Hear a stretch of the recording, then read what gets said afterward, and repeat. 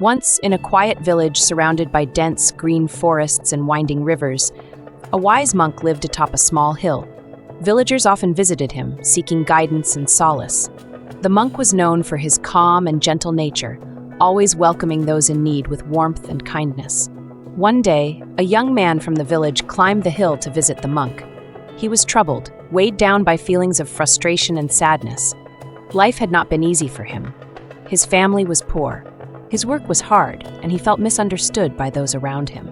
With every hardship, he felt more hopeless, as though he was drowning in his struggles. Desperate for help, he asked the monk, "Why must I go through so many hardships? Why does life feel like a never-ending struggle?" The monk listened patiently and nodded, his gaze calm and steady. After a moment of silence, he said, "Let me tell you the story of the lotus flower." The young man looked curious, so the monk continued. "In a pond not far from here, there once grew a lotus. Now, as you may know, the lotus flower is one of the most beautiful flowers in the world, but it does not grow in clear, clean water. No, it rises from the muddy depths, pushing its way through layers of mud and murky water." The monk gestured toward the ground, as if tracing the journey of the lotus through the mud and darkness. Every day, this lotus seed lay buried deep in the muck, surrounded by dirt, debris, and murky water. At first, it felt overwhelmed. The seed could not see the light, nor could it breathe the fresh air, but with time it began to grow, to push its way upward through the thick mud. The journey was slow and difficult, and the mud seemed endless. The young man nodded, feeling a kinship with the lotus. He too felt buried under the weight of his struggles, far from the light he wished to see. "But," the monk continued, "the lotus did not stop. It continued upward, inch by inch, driven by an inner strength that even it did not fully understand.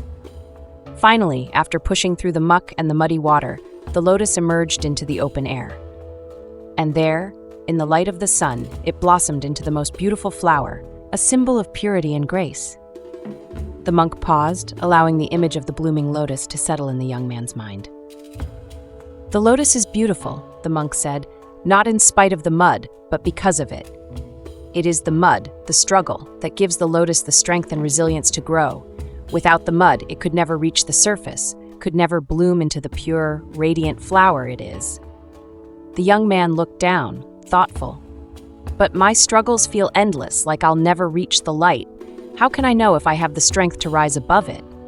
The monk gave a gentle smile. "Every lotus begins as a seed, buried deep in the darkness, but it grows because it trusts that something greater lies beyond the mud, even if it cannot see it.